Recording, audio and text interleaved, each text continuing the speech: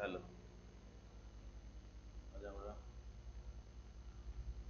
বহুভুজের অন্তঃকোণের বৈক্ষণ সম্পর্কে আলোচনা করব। তো এখানে কতগুলো ছবি আছে। ছবিগুলোর মধ্যে স্পষ্টতই দেখতে পাচ্ছ এটা ত্রিভুজ, এটা চতুর্ভুজ। এইটাতে 5টা বাহু আছে সেজন্য এটা একটা পঞ্চভুজ, এটাতে 6টা বাহু সেজন্য এটা একটা ষড়ভুজ, আর এই ছবিটিতে 8টা বাহু আছে ওই জন্য এটা একটা অষ্টভুজ। এখন একটা বহুভুজের অন্তঃকোণ বহিঃকোণ কাকে বলে এটা আমরা কি করে বুঝবো? আচ্ছা, এখানে যে বহুভুজগুলো আছে পঞ্চভুজ, ষড়ভুজ, অষ্টভুজ, সবগুলোরই অন্তঃকোণ বহিঃকোণ এগুলো বের করার বা এগুলো চিহ্নিত করার প্রসেস একই। আমি একটা ছবি আঁকছি, যেমন এটা যদি একটা পঞ্চভুজ হয়, যে কোনো একটা বাহুকে যদি আমি বর্ধিত করি, বাইরের দিকের কোণটাকে বলা হবে বহিঃকোণ, আর ভিতরে যে কোণগুলো আছে এই কোণগুলো এক একটা অন্তঃকোণ। একটা, একটা, একটা, একটা, একটা। এখন বহুভুজের অন্তঃকোণের সংখ্যা সমান হচ্ছে বাহুর সংখ্যা, মানে যে কটা বাহু থাকবে বহুভুজের অন্তঃকোণ সে কটা। তাহলে চতুর্ভুজের অন্তঃকোণ কয়টা আছে? 4টে আছে। ত্রিভুজের অন্তঃকোণ কয়টা আছে? 3টে। আর পঞ্চভুজের কয়টা? পঞ্চভুজের অন্তঃকোণ 5টা। একটা, একটা, একটা, একটা, একটা। একই রকম ভাবে ষড়ভুজের অন্তঃকোণ কয়টা? 6টা। এই পুরোটা একটা অন্তঃকোণ, এই একটা অন্তঃকোণ, এই একটা অন্তঃকোণ, এটা, এটা, আর এটা। একই রকম ভাবে অষ্টভুজের অন্তঃকোণের সংখ্যা 8টা। এখন এই অন্তঃকোণগুলোর মান আমরা কিভাবে নির্ণয় করব, বা একটা বহিঃকোণের মান কিভাবে নির্ণয় করব, এর জন্য আলাদা আলাদা সূত্র আছে। সূত্রের এবারে পরে আসছি, কিন্তু কিভাবে খুব সহজ উপায়ে এর বহিঃকোণের মান নির্ণয় করা যায় সেটা আমরা দেখব। আমি একটা খুব বেসিক জিনিস দেখাচ্ছি, খেয়াল করো। এখানে বহুভুজের বাহুর সংখ্যা যত, তার সঙ্গে এই কর্ণগুলোর বা এই কর্ণগুলোর মাধ্যমে উৎপন্ন ত্রিভুজগুলোর সংখ্যার একটা সম্পর্ক আছে। কিরকম? এই ছবিগুলো দেখলে বুঝতে হবে। এখানে এটা হচ্ছে একটা চতুর্ভুজ, এটা হচ্ছে এর কর্ণ। এই কর্ণের জন্য এখানে দুইখানা ত্রিভুজ তৈরি হয়েছে।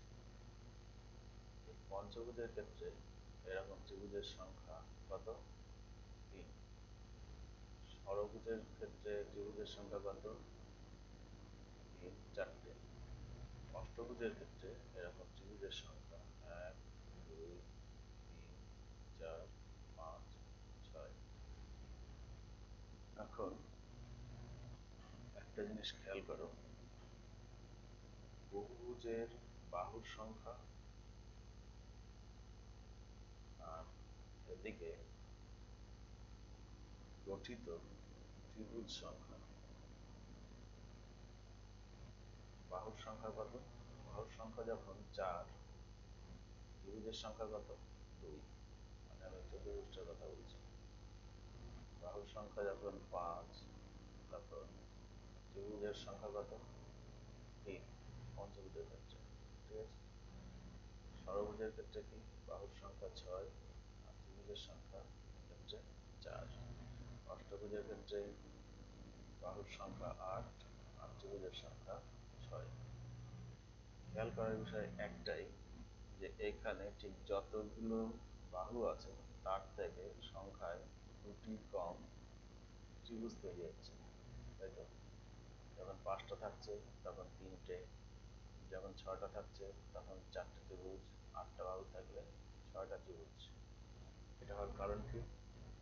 একটা ছবি খেয়াল করলে বোঝা যাবে যে এই পঞ্চভুজটার ক্ষেত্রে এই যে একটা বাহু, দুটো বাহু, 3টে বাহু, 4টে বাহু, 5টা বাহু। এই প্রথম দুটো বাহুর সঙ্গে একটা কর্ণ নিয়ে তৈরি হচ্ছে একটা ত্রিভুজ। এরপরে এই একটা বাহু দিয়ে আর একটা, আর এই কর্ণটা দিয়ে আর একটা ত্রিভুজ তৈরি হয়ে যাচ্ছে। তারপরেরটাতেও এই দুটো বাহু আর এই কর্ণটা দিয়ে ত্রিভুজ তৈরি হচ্ছে। তার মানে পরেরটাতে কি দেখা যাচ্ছে? এই দুটো বাহু আর এই কর্ণ দিয়ে প্রথম ত্রিভুজটা, এই দুটো বাহু আর কর্ণ দিয়ে পরের ত্রিভুজটা, আর বাদ বাকিগুলো একটা একটা বাহু দিয়ে তৈরি। তাহলে ব্যাপারটা এই দাঁড়ালো যে প্রথম আর শেষ ত্রিভুজের ক্ষেত্রে বহুভুজের বাহুগুলোর মধ্যে দুটো দুটো করে বাহুর প্রয়োজন হয়। বাদ বাকি মাঝে যে কটা ত্রিভুজ তৈরি হয় সেই ত্রিভুজগুলো বহুভুজের একটা করে বাহু নিলেই তৈরি হতে পারে। এ পর্যন্ত ক্লিয়ার? ঠিক একই রকম ভাবে অষ্টভুজের ক্ষেত্রে প্রথমে এই বাহু মিলে একটা ত্রিভুজ, আর এখানে এই বাহু মিলে একটা ত্রিভুজ, আর এইখানে মাঝে 4টে বাহু দিয়ে আলাদা আলাদা 4টে ত্রিভুজ তৈরি হচ্ছে। ঠিক আছে? এটা বলার উদ্দেশ্য একটাই, আমি যদি বুঝতে পারি যে কয়টা বহুভুজের জন্য, কয়টা বাহুর জন্য কয়টা ত্রিভুজ তৈরি হয়, তাহলে হিসাবটা আমার সহজ হবে। আমরা জানি কি একটা ত্রিভুজের 3টে বাহুর সমষ্টি কত? 2 সমকোণ। তাহলে একটা চতুর্ভুজের কয়টা ত্রিভুজ আছে? 2খানা ত্রিভুজ আছে। তাহলে এটার জন্য 2 সমকোণ, এটার জন্য 2 সমকোণ। তাহলে চতুর্ভুজের 4টে কোণের সমষ্টি 2 2 4 সমকোণ হবে। একটা পঞ্চভুজে 3টে ত্রিভুজ আছে, এখানে 2 সমকোণ, এটা 2 সমকোণ, এটা 2 সমকোণ, তার মানে টোটাল 6 সমকোণ। মানে একটা পঞ্চভুজের অন্তঃকোণগুলির সমষ্টি 6 সমকোণ। একই রকম ভাবে ষড়ভুজের ক্ষেত্রে যদি আমরা হিসাব করি, এই ত্রিভুজটার জন্য 2 সমকোণ, এটাই 2 সমকোণ, এটার জন্য 2 সমকোণ, এটার জন্য 2 সমকোণ। 4টে ত্রিভুজ আছে, তো আমি 4 দুগুণে 8 সমকোণ। ঠিক আছে? অষ্টভুজে কয়টা ত্রিভুজ আছে? 6টা ত্রিভুজ আছে। 6টা ত্রিভুজের জন্য 6 ইন্টু 2 মানে 8 সমকোণ, সরি 12 সমকোণ। এখন এই বিষয়টাকে আমরা সূত্রের সাহায্যে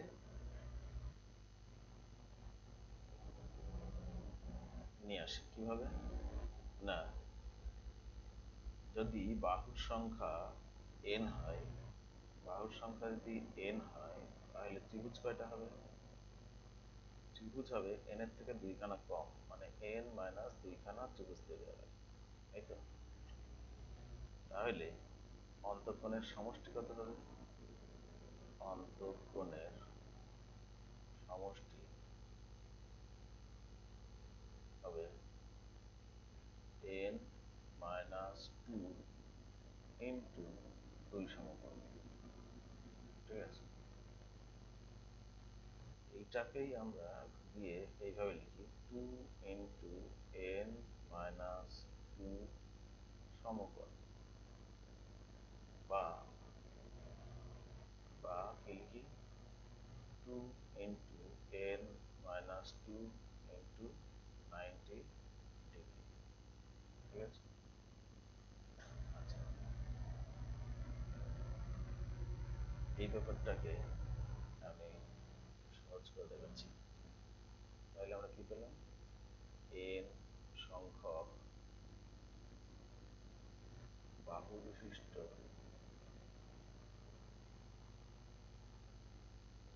বহুভুজের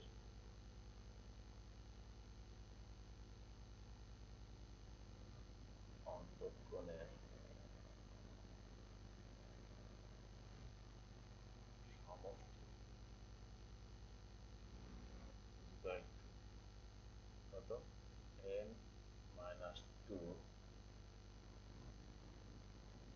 two into n minus two into 90 degree. ঠিক আছে, এখন যদি বলি যে n সংখ্যক বাহু বিশিষ্ট বহুভুজের প্রত্যেকটা অন্তঃকোণের মান কত, তাই লিখছি n সংখ্যক বাহু বিশিষ্ট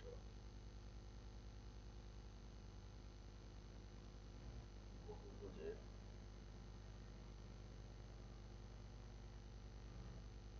প্রতিটি অন্তঃকোণের মান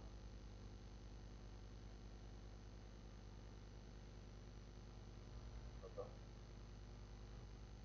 2 into n minus two into 90 degree by যে কটা অন্তঃকোণ আছে n সংখ্যক বাহু হলে n খানা অন্তঃকোণ থাকবে, তার মানে বাই n।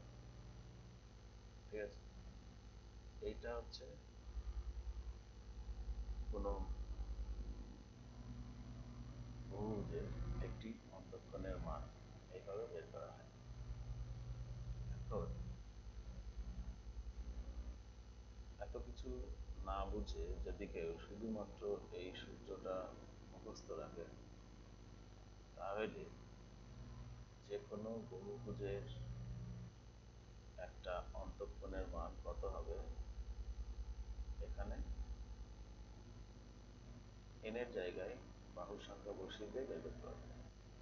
যেমন ধরি একটা ষড়ভুজ, ষড়ভুজের ক্ষেত্রে বাহুর সংখ্যা কত, বাহু হচ্ছে 6, একটা ষড়ভুজের ক্ষেত্রে বাহুর সংখ্যা হবে কত, 6। অষ্টভুজের ক্ষেত্রে বাহুর সংখ্যা হবে 8। তাহলে বাহুর সংখ্যা যখন 6 হবে তখন প্রতিটি অন্তঃকোণের মান কত হবে।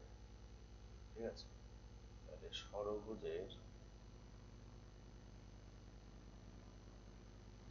প্রতিটি অন্তঃকোণের মান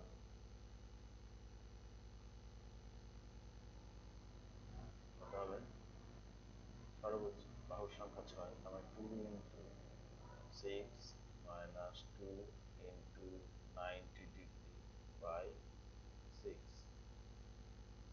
কাটলে কত হচ্ছে 3, এটা কাটলে 30, তাহলে 4 ইন্টু 30 ডিগ্রি মানে 102 ডিগ্রি। এইভাবে যে কোনো বহুভুজের বাহুর সংখ্যা n এর জায়গায় বাহুর সংখ্যাটা বসিয়ে দিলে আমরা প্রতিটি অন্তঃকোণের মান পেতে পারি। এখন এই যে সূত্রটা, এটা একটু লেন্দি হওয়ার জন্য অনেকেই মনে রাখতে পারে না। তো যাই হোক, এই ভিডিওটা প্রথম থেকে দেখলে কিভাবে সূত্রটা তৈরি হচ্ছে তাহলে প্রত্যেকের ধারণা ক্লিয়ার হবে এবং আশা করি এই সম্পর্কিত যে কোনো প্রশ্নের উত্তর দিতে পারবে। এখন আমি যদি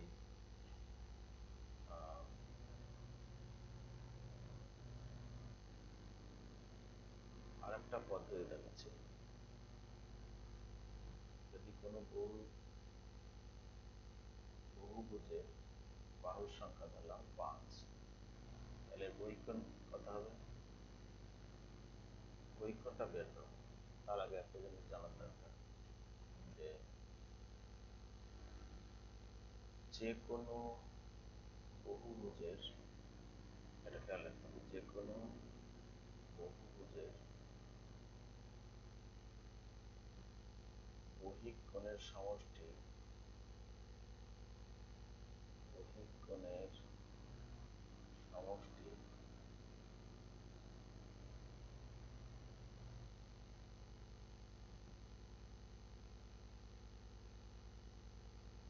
কত, 360 ডিগ্রি। এটা যেন অবশ্যই মনে থাকে। তাহলে আমরা কি বলতে পারি না, যদি চতুর্ভুজের ক্ষেত্রে বলি, চতুর্ভুজের একটি বহিঃকোণের মান, একটি বহিঃকোণের মান কত, 360 ডিগ্রি বাই 4 মানে 90 ডিগ্রি। এটা খেয়াল রাখতে হবে, এগুলো কিন্তু সব সুষম।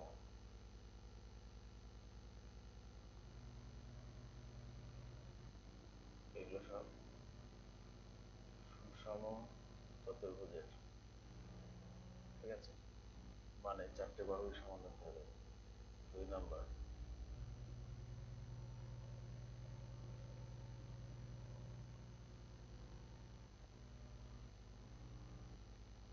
সুষম পঞ্চভুজের যদি বলি,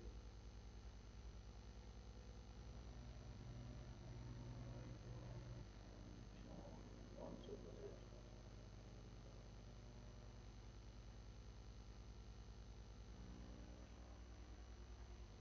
একটি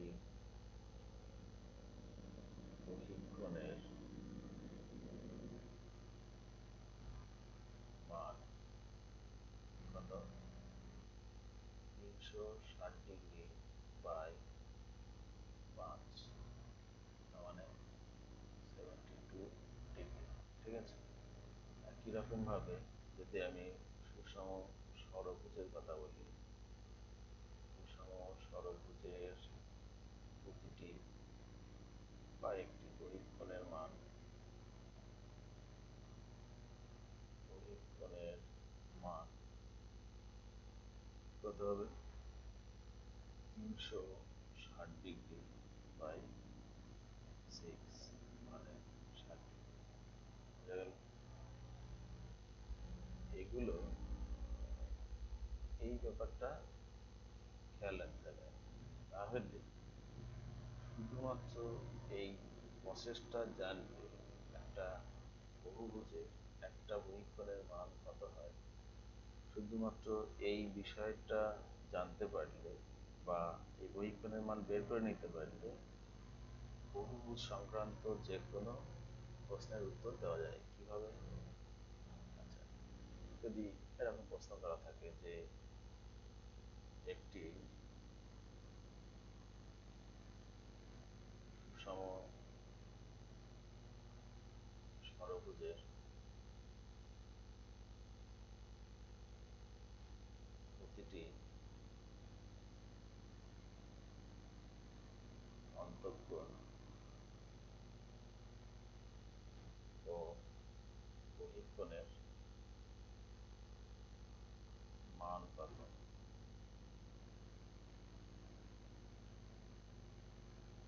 ঠিক আছে, তাহলে আমরা কি করব? প্রথম টার্গেট, প্রথমে কি করব? আগে বহিঃকোণের মানটা বের করব, ঠিক আছে? মানে প্রতিটি বহিঃকোণ, প্রতিটি বহিঃকোণ সমান কত হবে?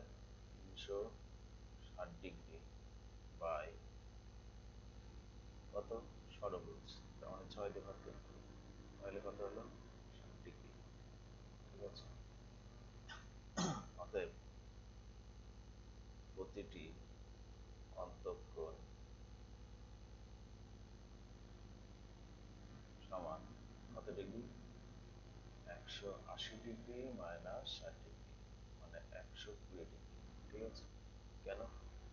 ছবিতে দেখাচ্ছি, এটা যদি বহিঃকোণের মান আমরা কত বের করলাম? 60 ডিগ্রি, তাহলে এটা যদি 60 ডিগ্রি হয়, এইটা নিশ্চয়ই 120 ডিগ্রি হবে, কারণ এই দুটোর যোগফল 180 হতে হবে। তাহলে একটা বহিঃকোণ পেয়ে গেলে, বহিঃকোণের মান জানতে পারলে অন্তঃকোণের মান আমরা সহজেই বের করতে পারি। এখন এর থেকে যদি বলে যে অন্তঃকোণগুলির সমষ্টি নির্ণয় করো, তাহলে কি বলবো? অতএব অন্তঃকোণগুলির অন্তঃকোণগুলির সমষ্টি কত? একটা অন্তঃকোণের মান 120 ডিগ্রি, কয়টা অন্তঃকোণ আছে? যেহেতু ষড়ভুজ 6টা আছে, তাহলে 720 ডিগ্রি, ঠিক আছে? তাই শুধুমাত্র এই প্রসেসে, মানে দ্বিতীয় প্রসেসে আমরা যদি প্রথমেই বহিঃকোণের মানটা বের করে নিতে পারি, তাহলে প্রত্যেকটা অন্তঃকোণ, প্রত্যেক অন্তঃকোণগুলির সমষ্টি সহজেই বের করতে পারবো। ঠিক আছে, এটা একটা খুব গুরুত্বপূর্ণ বিষয়।